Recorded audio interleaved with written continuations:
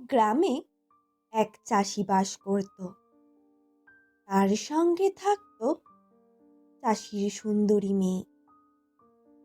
একদিন বনের এক সিংহ চাষির মেয়েটিকে দেখে চাষির কাছে প্রস্তাব রাখল।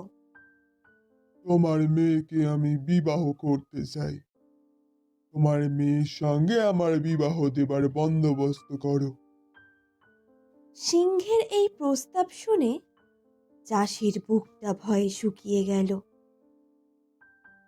চাষি বড় চিন্তায় পড়ে গেল। সিংহের মতো জন্তুর সাথে লড়াই করার শক্তি তার ছিল না। চাষি প্রথমটায় সিংহের কথা শুনে হকচকিয়ে গেল। তারপর তার মাথায় এক বুদ্ধি এলো।